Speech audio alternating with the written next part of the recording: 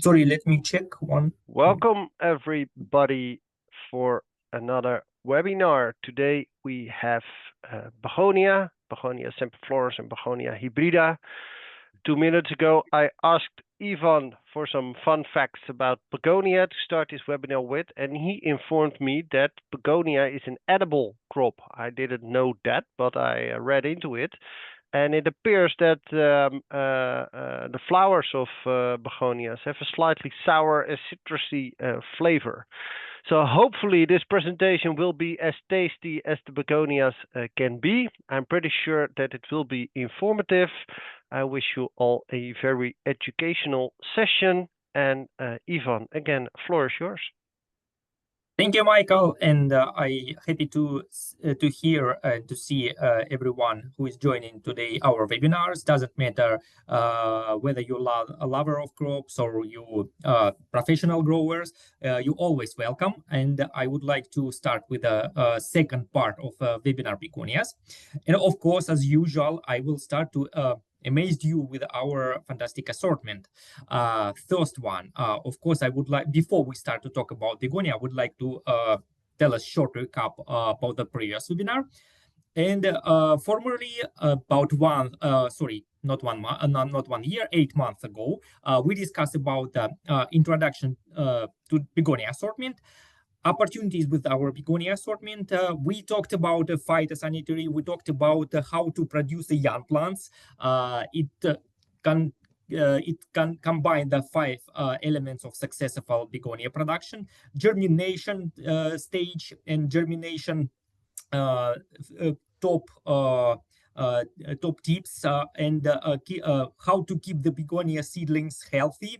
And of course, we talked about the fertigation and about the plant protection, and especially we talked about such dangerous for Begonia pests like scarids and fungus gnads. And to send some kind of reminder, I would like to show this link on the previous webinar. And here you can see the link and the QR code. You can use the QR code to jump to our YouTube channel where you can find the previous webinar session. And let's start with our fantastic Begonia assortment. I would like to give this reminder to amaze you with the beautiful flowers, and of course all of them is edible flowers, as Michael said. And today we start with the Begonia semperflorens species. Here we have 6 different series, 5 different series, from Bada Bing up to Volumia.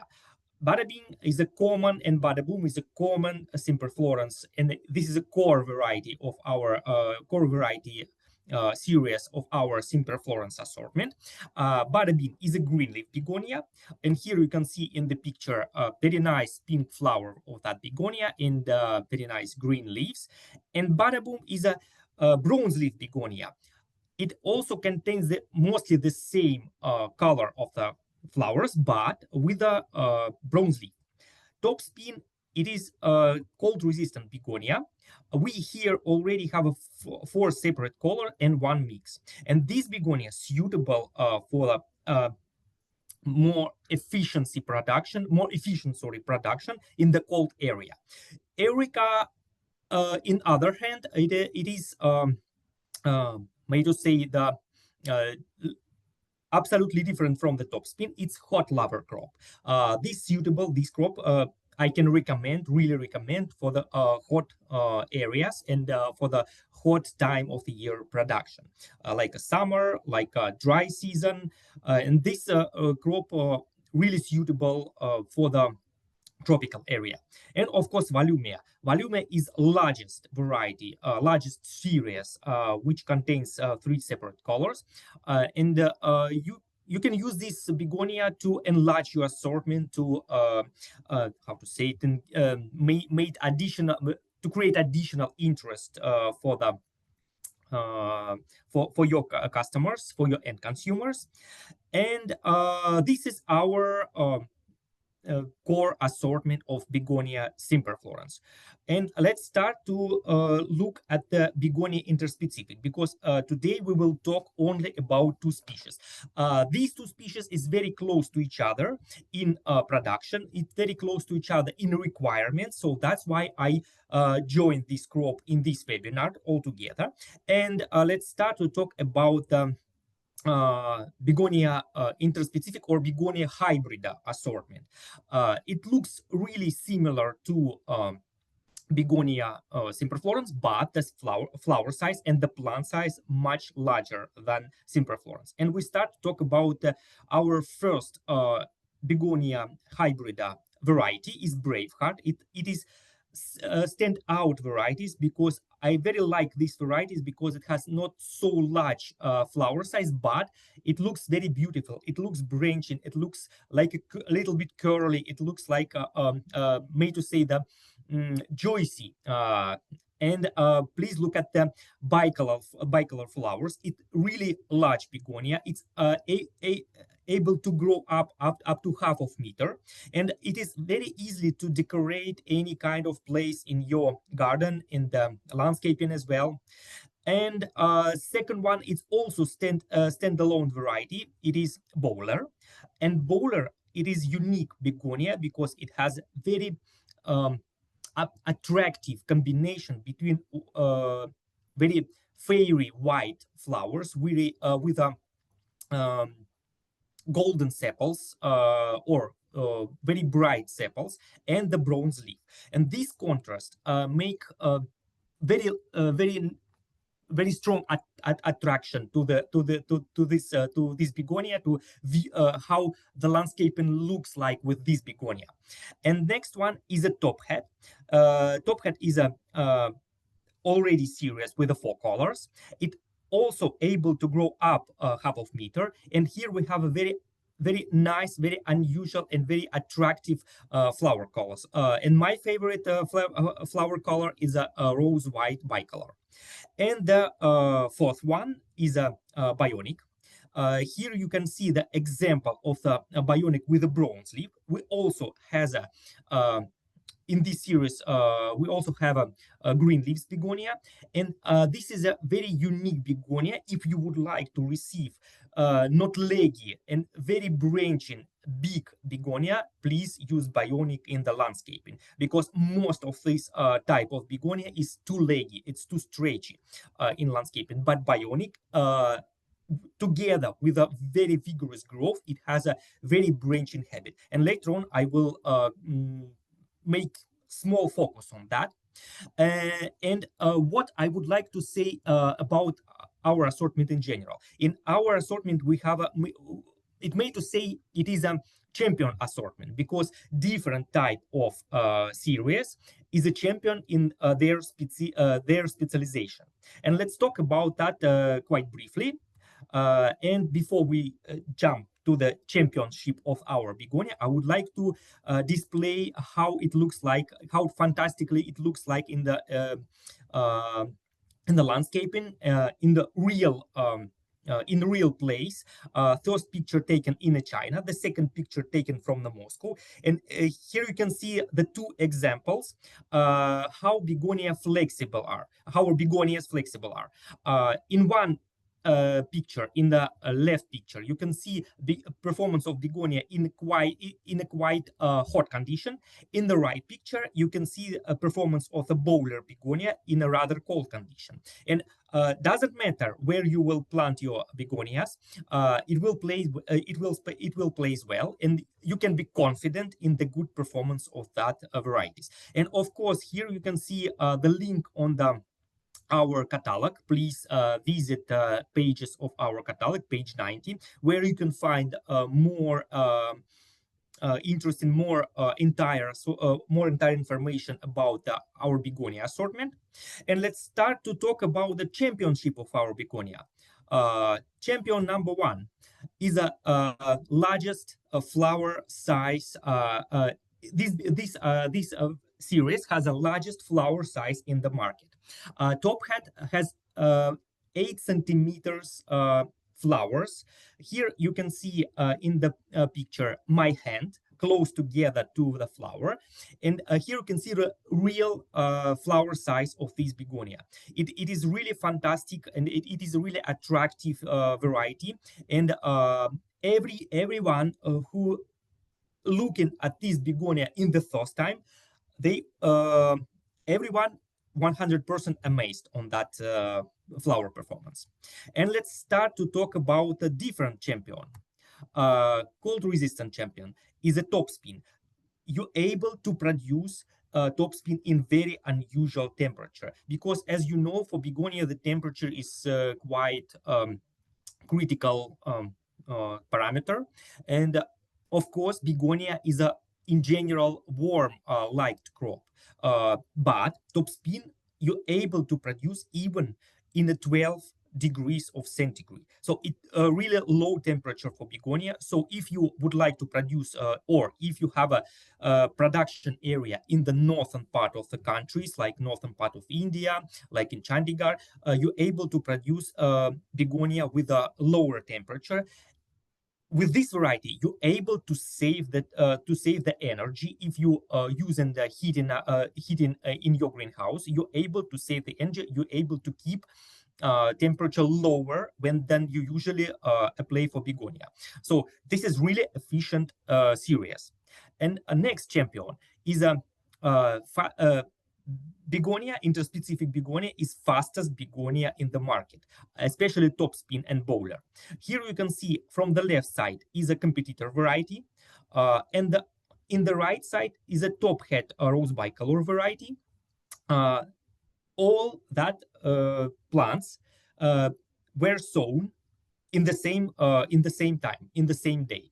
But top hat rose bicolor brought the flower buds and the flowers 2 weeks earlier than a common competitor varieties. So if you would like to make your production, begonia production, more efficiently, if you would like to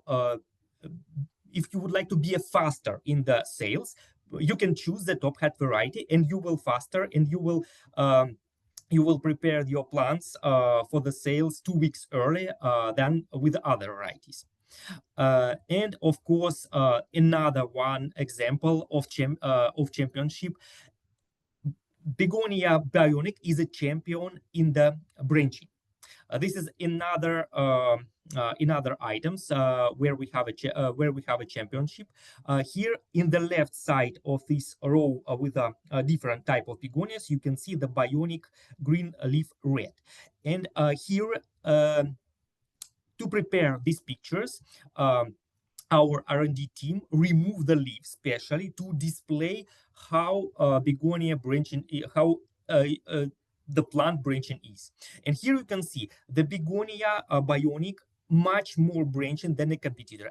At the same time, it has already the same length of the plant, same vigorousness, but the branching is approximately 60% more intensive than with the other varieties of in the other series of the begonia. And of course, this is not all beneficial features of our begonia assortment. It is possible to talk about this quite a long time, but please let's start to talk about the technical things, because this is a technical webinar. And of course, we will start with the 5 critical elements for the begonia production. To receive the healthy and to receive the begonia in time, and with floriferous plants, please not forget about the 5 critical elements. First one is a pH below 5.9. The second one, keep root ball below the surface during transplanting. The third one, keep the plants drier. Fifth one, beware of excess of ammonia, or beware of ammonia by itself. And the fifth one is avoid the PGR for your begonias. Try to avoid PGR. I may to say not. Sometimes it is possible to apply the PGRs, but please be careful to apply different type of PGRs on begonia. And let's start to talk about the transplanting. In a previous webinar, I would like to recall that we talked about the young plant production. So we already have a young plant production in our hands, and let's start to transplant. How to transplant that? And of course, I would like to remind you about our YouTube channel. I already talked today about this channel, about the video and Begonia, previous Begonia video. And let's start to talk about when to transplant, what the proper stage. In general, Begonia is a not fast crop in the young plant production. But after transplanting, it start to grow a bit faster. So the suitable stage is a 2 or 4 true leaves for a small package and for small packs. It is possible to use the very small seedlings of Begonia or very small young plants of Begonia with a 2 or 3 leaves. And for the big pot, it is possible to use a bit larger plant with a 4 leaves. So what kind of substrate is suitable? Honestly, Begonia in the final stage is not really sensitive to any kind of diseases. It's quite strong crop, like we talked about the Tagetias previously. And so that's why the most of the commercially available substrate is suitable for Begonia. But please increase the particle size. Use a more bigger substrate with a more bigger particle size with a approximate size 10 till 20 millimeters. It should be quite porousness. So to create additional porousness, please add 25 or even 30% of the any kind of inert agent like a perlite, sand, or sialite, but try to reduce or try to avoid vermiculate, because vermiculate has a in general quite high pH, and so that's why it can increase pH in the substrate. But Begonia, as you remember from the 5 top critical elements, it quite sensitive to high pH. So any kind of substrate, again, in a mix or by itself available for the Begonia. And here I would like to offer some kind of examples how to create a proper mixture, substrate mixture for the Begonia. In general, it is possible to apply the very simple mixture, like 70% of coco peat with a 30% of perlite, or you can combine it with even with a natural soil or with a common peat. If you would like produce Begonia in quite unusual condition, it's better to use a normal peat for that. Anyway, any kind of commercially available substrate, even the rice husk, it's suitable for the Begonia. And also organic, any kind of organic compounds or natural component like fermentized cow dung or dry cow dung or bone meal, also available for Begonia. And of course, don't forget, if it is nice practice, it is good practice to apply biological protection on the base of Bacillus subtilis or Trichoderma. And please don't forget to check the pH. pH is a critical element for Begonia, so it should be within a 5.5, 5.9 range. And please check substrate pH before you start to apply for Begonia. And let's talk about how to transplant. So as I said formerly, please not keep the root ball of Begonia too high. So from the left side, you can see this is a normal depth how to keep the Begonia during transplanting into the substrate. So the surface of the plug should be a little bit below than the surface of the substrate in the final containers. And from the right side, you see this is a too high application, because Begonia has a small, in the hypocotyl part, it has a small leg, so it can be, during the transportation, it can be moved if plant didn't create additional roots, and if the plant kept too high. So the left side is okay, the right side is not okay. Okay, and let's start to talk quite briefly how many plants to keep in the pot. Here you can see the table. I will not stay too long with this table. This table you can use as a reference to check how many plants are suitable for different series of begonia. And with this table, it like how to say it, information just to check how many plants to keep in one pot, and how and what kind of pots it is possible to use for begonia. Here you can see a very wide range of pots possible to use for begonia, but for the larger pots, of course it is necessary to keep a bit more plants. And in general, for simple Florence begonia, suitable packs, large packs, and pot up to 2 liters. And of course, it's possible to use that plants in a mix or by itself in a hanging basket. And for Begonia hybrida, as because it is larger series, all that series has a quite strong vigor and quite strong growth and bit vigor. It's mostly suitable for the pot size from the half of liter up to even 6 and 8 liter production. And of course, don't forget, you're able to use begonia as a landscaping crop. All kind of variety, and even the this common one, bada bean and bada boom, it's very suitable for landscaping production. And let's start to talk about the general condition. We already use a proper substrate. We already transplant the plant in the proper way. And let's start to talk what kind of condition we should to keep in the growing area for begonias.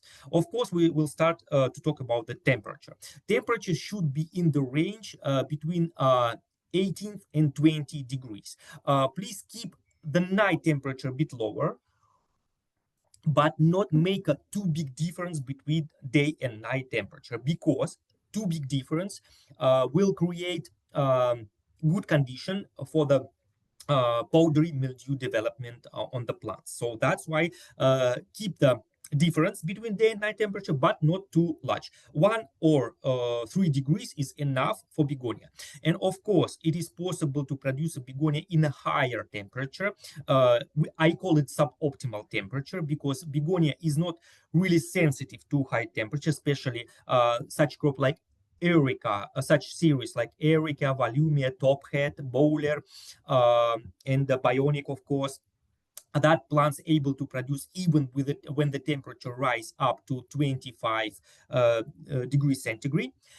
And at this stage, begonia already needs to receive much light than the young plant stage. If you remember, I advise to keep the even double shading to produce a young plant. But since the plant get mature, begonia needs to be kept in the quite high light level. And here you can see even the 60 kilolux, it is comfortable light intense for the begonia.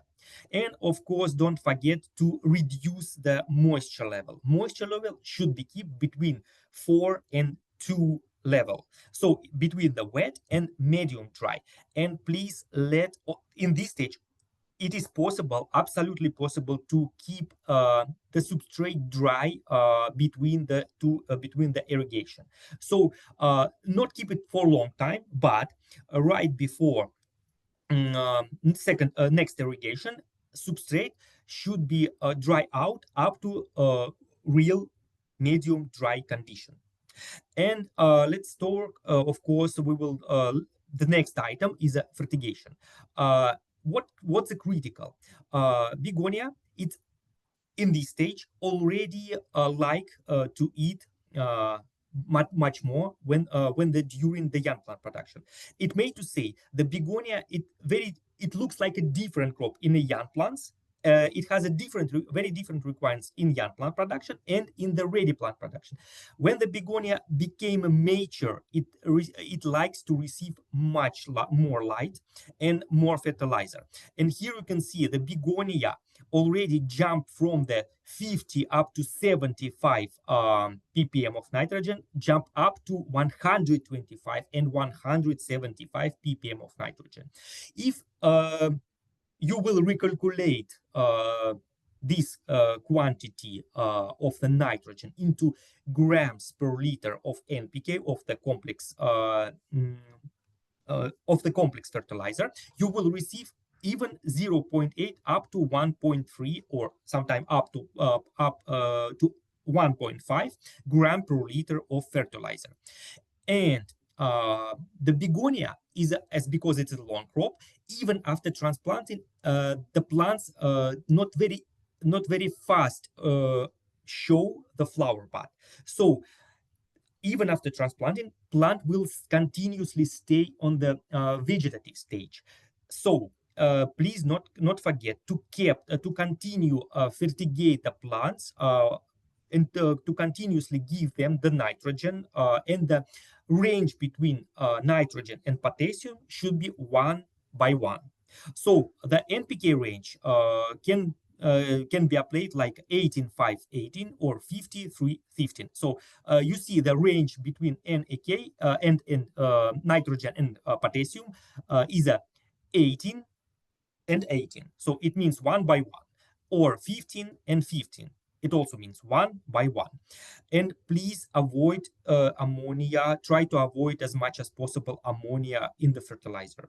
So ammonium nitrate should be reduced as much as possible, or should absent in the mixture or in the fertilizer. Please check the ammonia concentration in the fertilizer. If you see the too high ammonia, like a 50% of nitrogen presented as ammonia, please skip that fertilizer. Use a fertilizer where the nitrogen mostly offered like an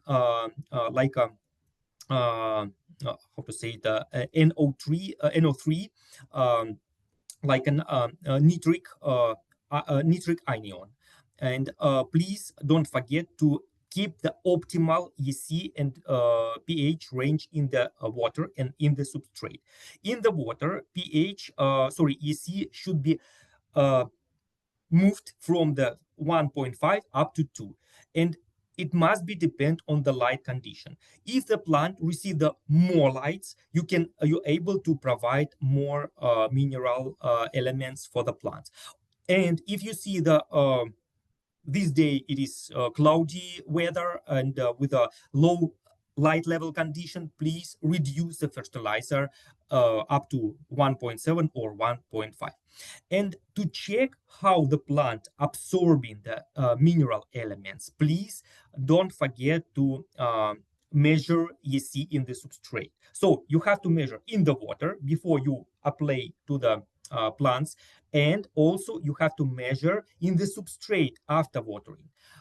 In the substrate, EC optimal EC range 0.5, 0.75.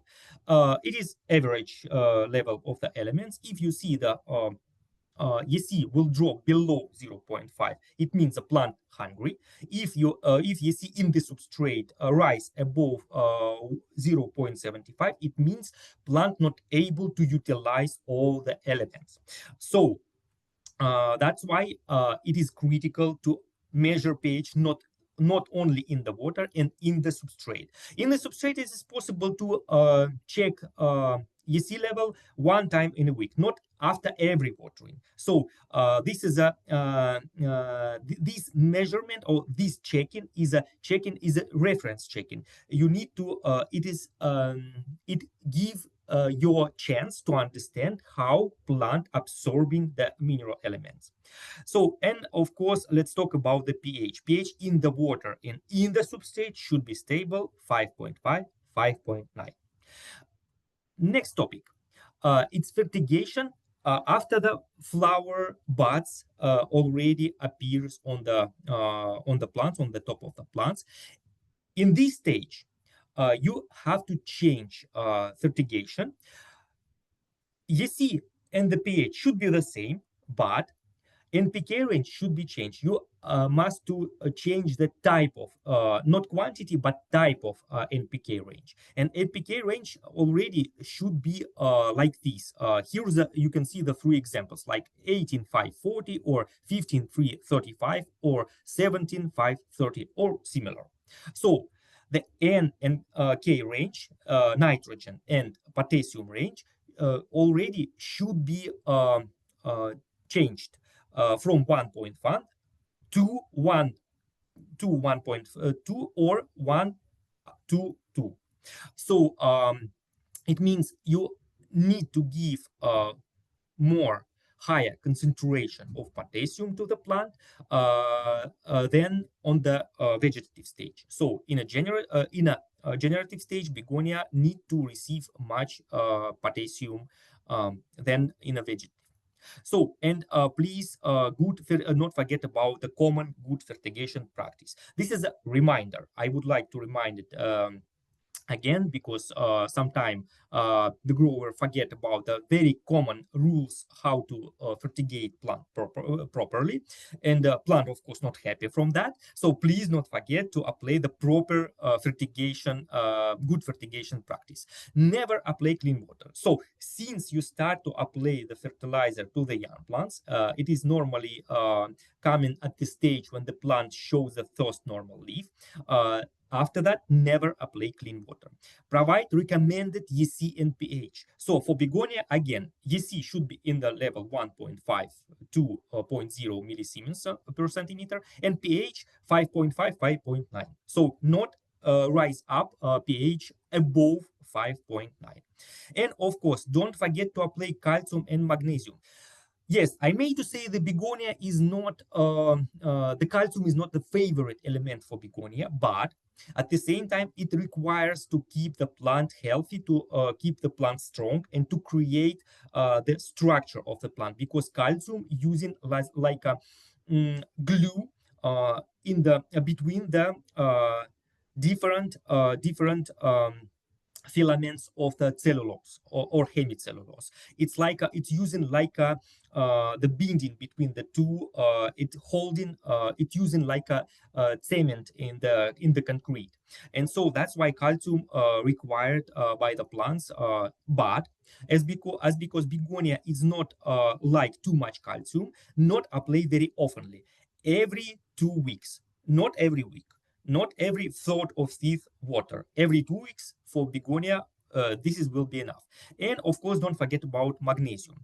Normally, magnesium is already present in a common commercially available mineral fertilizer, but at the same time, please don't forget to give it together with the calcium, because it will provide additional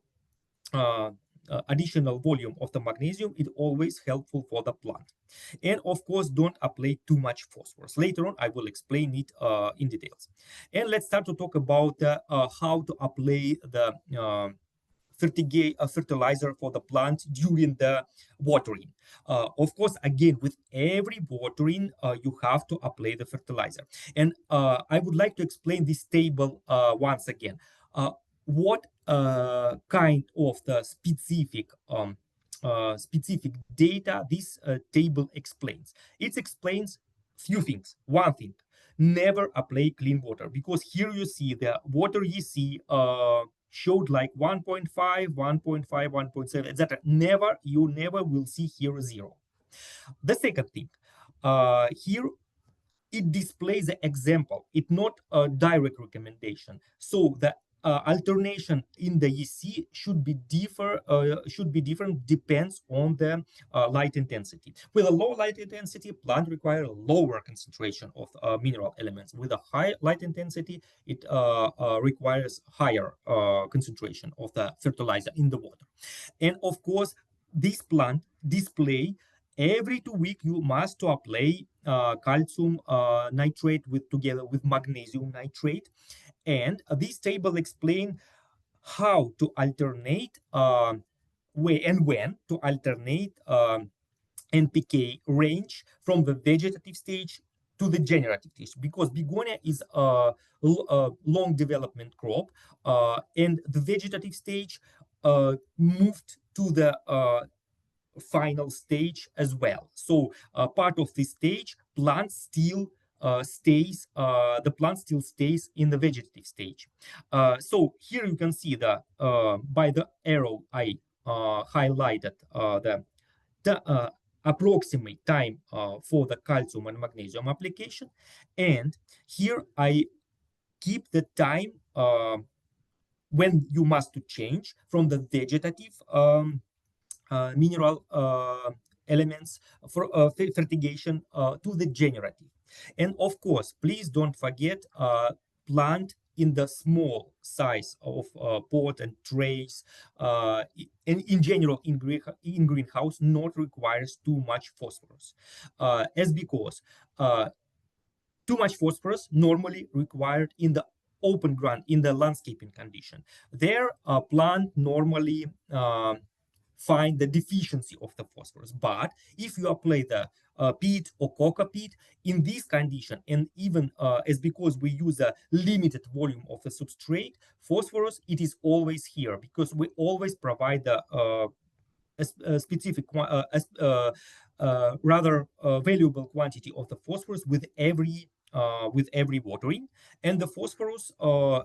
If the pH stays in the proper range, phosphorus normally available for the plant. So if you provided too much phosphorus, you can receive the problem with the pH later on, and you can receive the problem with a trace element availability to the plant. So phosphorus able to affect on the availability of the other elements like iron, like manganese, like zinc, molybdenum, and others, and of course the boron.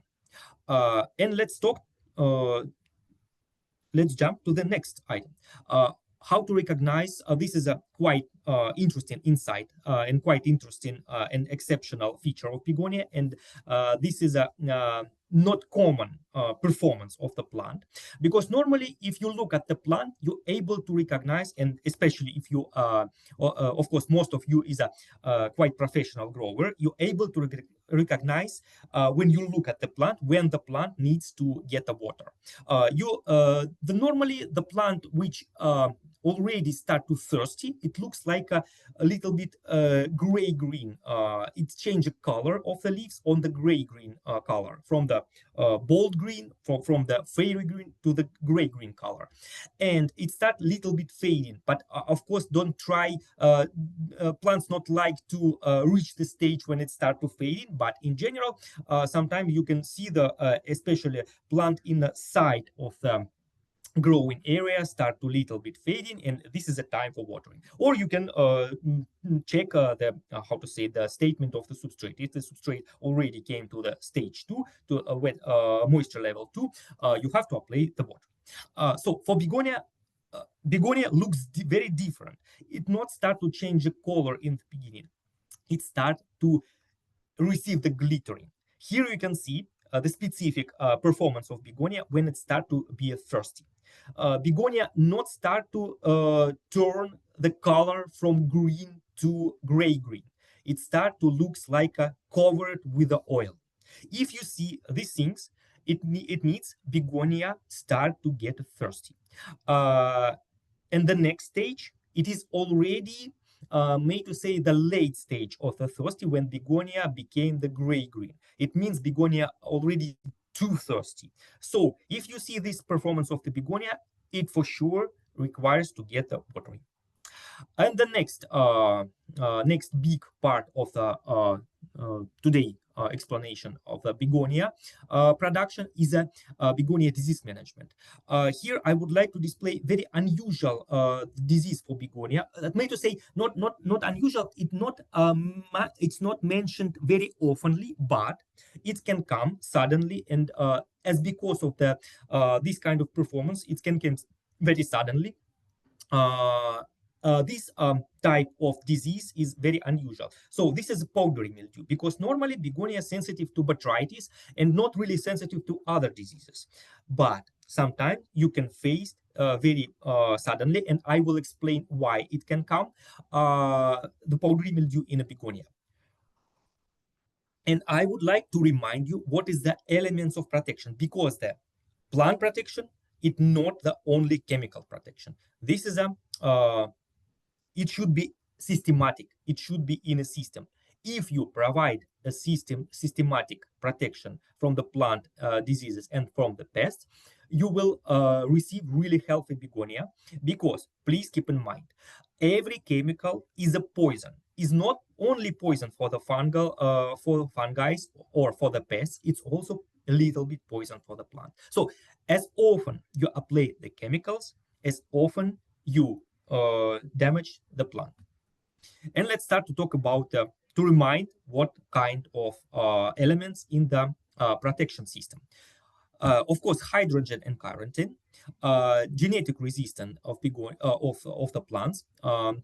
It is coating. Coating is very valuable, very valuable tool. How to avoid any kind of diseases. Of course, growing condition. And when we're talking about the growing condition, you must to keep in mind the one. May to say the bias or mindset, uh, because the plant it is also it is also the how to say the leaf organism, it like a animal or like the human. So when the plant get healthy, the plant more resistant against any kind of diseases. When the plant became poor, it more sensitive against any kind of diseases. And of course, keep your growing area in a clean condition. And of course, the last one, I would like to keep the chemical protection, because if you provide a hygienic and quarantine condition, and if you provide a proper growing condition for your plants, you will avoid many problems with disease. And in this case, you will apply less quantity of the chemical protection. And of course, don't forget about the what I mentioned when I talked about the clean area. Of course, all kind of plant residuals should be removed from the greenhouse. And let's start to talk how to protect the plant from the powdery mildew and why it can come to the plant. The systematic drought of the begonia is a main cause of the powdery mildew infection. If the plant drought very oftenly, the surface of the leaf became the more weak. The cells on the epidermis or periderma of the leaves will more sensitive to the invasion of any kind of spores. Spores is available everywhere. It's moving with the dust. It's moving with the air. So when you open the windows, when you open the frames, any kind of spores will come to the plants, and of course the powdery mildew, especially in the dry part of the year. In the powdery mildew, it is very easily to avoid if you know very specific feature of this disease. How to avoid this? First thing, avoid the water dripping from the top of the greenhouse or from any kind of hanging basket. So that's why I made to say avoid any kind of hanging basket which placed over the begonia. Avoid regular draw. Of course, it is a logical advice, because the drought plant more sensitive to spores invasion into the leaves. And avoid water dropping. Why is necessary? Because the spores not able to sprout and to infect the plants while it's dry, while is dry. So only with the water drops, only inside the water, the spores able to germinate and able to infect the plants. Avoid the hanging basket, of course, again, and avoid too high humidity. And even try to avoid big difference in the air temperature and the humidity of the air. And of course, the chemical protection. How we can avoid the chemical protection if we already, if in the case if we already receive the diseases in the plant, or if we can see the visible single of that diseases. The most common begonia diseases is, of course, botrytis is most common, and the powdery mildew. Here I display different type of active ingredient. If you apply this active ingredient, if you apply this table, you're able to alternate and to change the active ingredient during the production, if you need to apply it the few times or the many times. Yes, and this is helpful to avoid any kind of the resistance, the fungal resistance against these kind of chemicals. And don't forget to check the phytotoxicity again before you apply any kind of chemicals, especially new chemicals for your plants. And another topics, try to avoid the PGR on begonias. In general, begonia is a quite strong crop with a strong tissue, which not very prone to be stretched, not really leggy. But if you have a too humid condition and too high temperature at the same time, begonia sometimes can get a stretch. And please keep in mind that uh, any kind of PGRs, different type of PGRs, able to reduce the flower size, especially if you would like to receive the plant with a bigger flower, with a bold flower. Of course, keep in mind, if you must to apply PGRs will reduce the flower size. And the second thing, PGRs will increase and will stretch or will extend the growing time. And another thing, begonia is very sensitive to paclobutrazole. Here, I highlighted in red, never apply the paclobutrazole, and especially never apply any kind of material which used for the different crop where you apply it or when you apply the paclobutrazole, because even the rest of the even the spoils of the paclobutrazole on the surface of the trays or on the surface of the pots can affect too much on begonia. The paclobutrazole is very toxic, like a bonzi, for instance, yes, or the similar chemicals. It can affect the plant health too much. And of course, here I would like to display already entire scheduling for the begonia. Here you can use a table to indicate or to recognize which kind of condition plant must to receive on every during the every weeks. Here you can see that 2 weeks requires for germination, and the next 6 weeks plant needs to be developed before transplanting, and then next 5-6 weeks it requires to develop up to the blooming. And here you can find any kind of condition you must to apply for begonia, type of the pot and the substrate pH, and of course the water pH and the water EC and the substrate EC, and etc, etc, etc, and even which kind of PGRs it is possible, if it is necessary, to apply for the begonia. And of course, not for every pot size this kind of scheduling applicable, because depends on the different pot size. Plant the vegetation stage can be extended. So if you use the next table, here I displayed where you can apply again the calcium and the magnesium with the arrows. And with this table, you very easily to understand how long your crop time will be for the different pot size, for the different series of begonia.